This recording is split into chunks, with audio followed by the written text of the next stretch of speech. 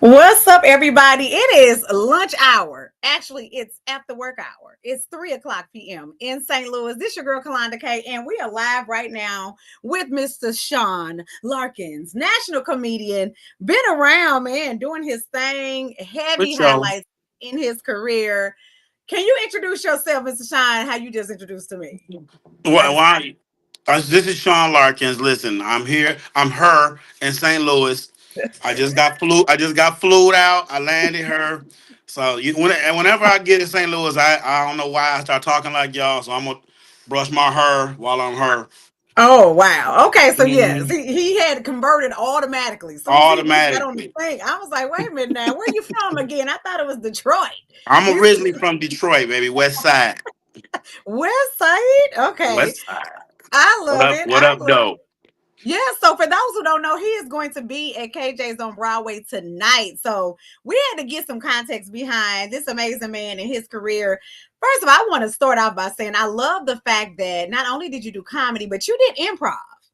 Hmm. And a lot of people don't realize how hard that is on the spot to Yeah. be so creative. And Yeah, I've that's done true talent. improv comedy for like 25 years, man. I've done stand up comedy for about 32 years. I mean, I'm used to it, so it's not hard for me, maybe for a beginner, but yeah, I love improv. I love improv acting, improv comedy, done all of that. Yeah. So what would you say like the biggest difference between being prepared with improv and with regular stand up? Improv, I've done improv with a group where I'm in a group called the Blacktop Circus. We're one of the only all black improv troops in the country. So I don't do improv alone on stage. It's with my Mm-hmm. group. I can do some improvisational things while I'm on stage by myself, but that's not typically what I do. I have a comedy set that I stay in my lane for the most part. If I see something crazy, I'll address it. Okay. Yes. Well, tell everybody more about your group that you actually do the improv with, in case they don't know. Oh yeah, we're called the Blacktop Circus. We've been around for a long time, mainly out of Atlanta. But if the price is right, we'll go anywhere. If you gonna flute us out, we gonna come. Okay. If you flew so you've done some acting, you've done commercials, you've been out here doing your thing. And then more recently, your last TV show on the neighborhood. The neighborhood. Um, So yeah, CBS is the neighborhood. Said entertainment show, the neighborhood. Season one, I was a writer on the show. I kind of converted over to an actor on the show. I did a lot of things on the show. I did Cry Woman for the show, but I played Randall the mailman on CBS's The Neighborhood. So you can catch me in a few episodes, probably like 3 episodes a season, playing Randall the mailman, mostly in the barbershop scene. So yeah, check me out on there. I love it. I love it. I actually been on the neighborhood set. So I was Oh, there and dope. got to watch it take place and filming happen. So I truly enjoyed that. And I definitely think Nice. it's a great show. But yes, you've been doing this thing. How did you get started? I always got to ask that question. How did you get started in the world of comedy? Let's see. I started in 93, 94. I had got out the military. I moved back home to Detroit for hot about 2 weeks. No, not that long. Then my cousin lived in Atlanta. Said, come down to Atlanta. I drove down to Atlanta. I was in Atlanta 2 weeks. So I called home, said I ain't never coming back to Detroit. Mm. I pretty much been in Atlanta for the since then. I was working at Macy's at the time, and me and some coworkers went to a comedy show, Uptown Comedy Corner. Comedian Jonathan Slocum was on stage. I don't know if you ever heard Jonathan Slocum. Does a lot of Christian comedy, clean comedy, and he was on stage and he was killing. And Mm. I leaned over to one of my coworkers. I was like, he funny, but he ain't that funny. I was like, I could do that.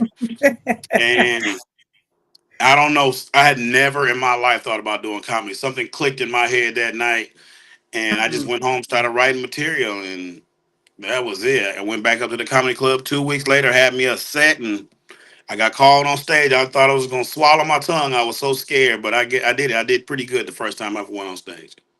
And so I'm sure that initial, like I'm on stage, the feedback, helped encourage you to continue going. Yeah, But how did you the first break? time was good. I'm sorry. Good. No, that's good because I know you said being nervous either it could go two ways, right? For your first Hmm. time to determine like if this is really for me. So Yeah, you had a good feedback. I had good feedback the first time. Now the first couple of years was rough. I got booed a lot. Okay. I Okay. got booed a lot, but I stuck to it. I don't know why. I don't know Right. why I kept was a glutton for punishment, but I kept going. We had a club in Atlanta called the 559, and it was some tough crowds. Like every dope boy and stripper in Fulton County would be in there every week. And Oh my Bruce God. was the host, and I mean, getting booed was the Oh my norm. God. But it Good.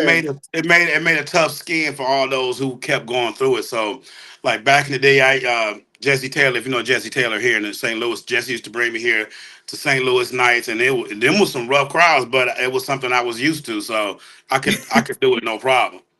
That's dope because I mean, a lot of Hmm. people they will be discouraged and say, "Man, I got booed. I ain't doing this no more." Be mad, but you kept it Hmm. going and it created other pathways for you, leading you Yeah, into television and yeah, all these amazing commercials. So, what was it like working on, the Comedy Jam, BT Comic View? I mean, you've done the works. yeah. I What done were those? comedy. I did Comedy View 6 times. I did Def Jam, one season of Def Jam, and I did Diddy's Bad Boys of Comedy. Thank God I didn't get invited to the after party, so that was an Why embarrassment. is that? Why did you go to the after It party? was Diddy's after party. Well, he released on ain't even the charges are dropped. So I guess he didn't do what they I say he guess they did. didn't do it. Hey, So squirt the okay, baby oil up for everybody. He made it up. it's legal now. It's legal. It It's y'all is, just yes. play. I'm glad he got off because if he got locked up for just being a freak, we all be in jail now, wouldn't Oh my God, pretty much, pretty much, pretty much. So okay, so you done did Who Got Jokes, I and did I who know. got jokes? Yeah. Yes, yes, a lot of that. So, were these opportunities that kind of came to you, or did you have to go out and say, "Hey, I want to be a part of this," and you had to apply or audition? Some of How did you? both. Yeah, some of Okay. both. Um, just building relationships. 'Cause I've been in comedy for so long, just knowing who to talk to. I've never really had management or agency behind me, so pretty much everything I've done on my own. That's dope. Now that's Mhm. dope. Yeah, that's It's inspiring. tough. I wish I did have somebody pushing this. Okay. It'd be a lot easier for me, but it is what it is. So, what made you not choose to have that person and just say, No, "I'm I gonna do didn't. this by myself"? I did not choose. No, nobody's just representing me. I would love to have somebody good represent Okay. and push Okay. me into some of these spaces. It would be a lot easier on me Yeah. Well, because you do it. I'm a creative and I'm not really good at the promotion side of it. I just like going doing my thing. All that other stuff. I mean, I'm not. I wouldn't say I was great at it. Yeah, but I mean, you did amazing to not have representation. I guess is Yeah. my point. Like, did you not choose because of, some people like, I just don't trust folks and all this stuff, or Um, like you just saying, hey, they ain't come pick me up, but you yeah. did You gonna great. pick me? They left me at the bus stop, baby. Hey, but you did that, so they're lost. Sure is.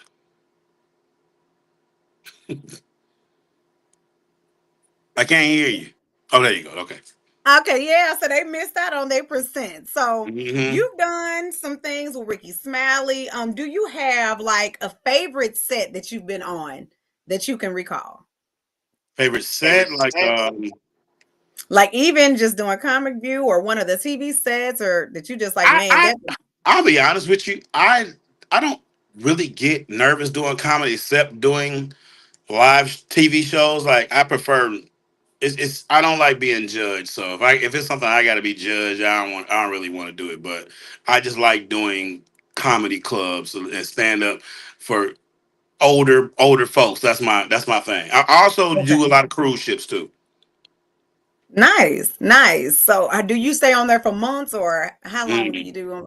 No, No. couple days, just in and out.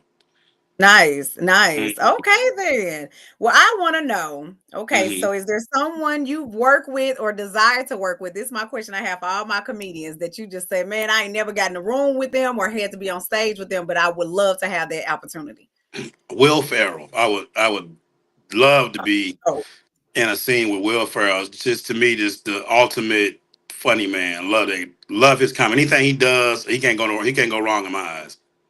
absolutely. You know what I always say, like we had Jim Carrey and then we have Will Ferrell. Like Yeah, to me, they are like similar yeah. as far as the level of comedy, and we don't have that as much anymore. That will be so dope. We need more of Yeah. that. You So we talking about putting it out there. improv? You talking about improv comedy? That's the guy. Yeah, I Hmm. think that's my favorite. One of my favorites improv. I Yep, love that. Absolutely. Like that's natural comedy. You that's just natural me and comedy. you. Yep. Yeah. Yes, I love that. And then so is there anyone that you looked up to throughout your career that said there was a good mentor for me? I watched this person, I saw how they did their thing, and you know, I learned a lot. I travel with Ricky Smiley a lot, of course, and uh, just watching him, he's a great mentor, just great businessman and set entertainer. St. Louis is on. Said is one of the nicest people in entertainment. Like, Nice. I That's mean, good. just a genuinely nice dude. Like, if you don't know him, and some people in this business, they don't want to take no pictures, they don't want to talk to nobody. Said is he'll talk to you all night. Nice. I Yeah. love that. Love Mhm. that. And that's how everybody should be. I always be like, man, He these should people be, that but they ain't. right, you be But like, I get it. "Ooh, I get it. Sometimes we live in a world where it's a lot of want to take pictures and you can't blame people if they don't want to take. But you don't know what people are going through. You know, people that's are true. at a table eating and you walking. I don't even get a picture. Like, hey man, I'm with my family, and you can't. And oh, he was a butthole. He didn't want to take no picture. He was telling his family or his auntie might have died that morning. You don't know. You Right. now he a hole. You know what I mean? That's true. That's true. We know how people be. They be so Yeah. judgment. They ready to call you out. Yep. They don't give you no break. Don't you dare. Exactly. Yes. Exactly. So how important is support for you family wise and people just showing up to be there throughout your journey? It's extremely important. I especially my close family. My brother's like 8 years younger than me. He takes care of my mother, and I had to tell him all the time that I truly appreciate him. My mother stays with him, and I wouldn't be able to do what I do if he didn't take care of my mother. So I truly appreciate that. That's what's up. Now that's super dope. Like I'm just gonna say, I ain't gonna spoil too much. You done a lot. Tell me about the circus. I heard, that you were one of the founders. Is that the same as the improv? Like how The what now? it's the Black Circus? Is that The the black same as circus. the improv? No, the Yeah, blacktop circus. That's what I was just talking about. That's my improv. yeah. That's what we were discussing earlier. Yeah. Are you all touring? Like you said, the price is right, but If do the you all price is go? right, we do it. But we do a lot of stuff in Atlanta as far as Okay, improv goes. Yeah, because okay. it's like 5 or 6 of us that tour. So the money would have to be there for us to really go out on out of town. So $10 million. Okay, I got you. I got Give or take a couple dollars. Yeah. Okay, that's how I was wondering. Like you all tour, because they would be nice. Because a lot of cities don't really know, or I would say, really hone in on what the improv is, and Hmm. so that's good to kind of see that you all are still doing that. But yeah, so Yeah. we got to find out what the price is to get y'all to come on down Please. here and Round and yeah. bring Make it it happen. Make it here. happen. We'll love to have y'all. Absolutely. I want to say if you are not familiar with Mr. Sean and you are in St. Louis tonight, Pull y'all up at know KJ. KJ's pop up. The food good. The Come on, old folks man. are on time. They there early. So you know you They're got to early. get They gotta get to bed. They gotta watch Matlock, so they gotta get in the bed. absolutely. So you can't be late coming in at 8 o'clock thinking you finna get the whole show and some food. You're gonna be Right. waiting. We hosted by Frank Lyles himself. We all know Frank is freaking hilarious as well. Yes. So this is a treat tonight. So Yeah. I want to say, get there, Mr. Shine. I know there's so much more to your story. I do have to ask before you go. Hmm. Um, give some advice to these up and coming comedians, those who say, hey, I want to try this thing and I'm running into stumbling blocks, or I want to try this thing and I'm scared, but I know I'm funny. What advice would you leave with them today? Uh, you make an online presence first. It makes it so much Okay. easier. If you have a huge following online, it makes comedy so much easier nowadays. It didn't 15 years ago. I got into comedy when there was no social media, so that wasn't a thing for me.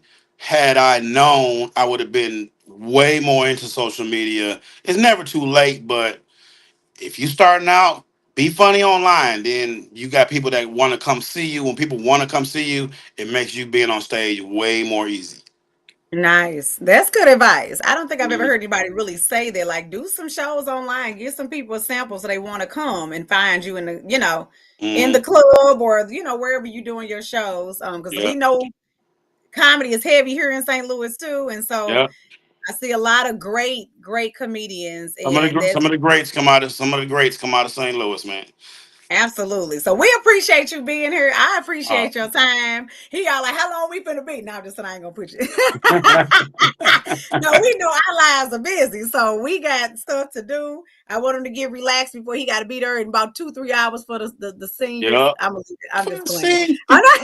I'm hey, following that hey, too. I'm a senior. You see all this gray hair? I'm a senior. I'm following that category, so I ain't no shame. But yeah, we'll be there tonight. KJ's, be Okay, on time. Mr. Shine, we'll see you there. I appreciate it, and look forward to seeing you tonight. we'll see you there. And peace out there. Y'all heard it. We'll see you there.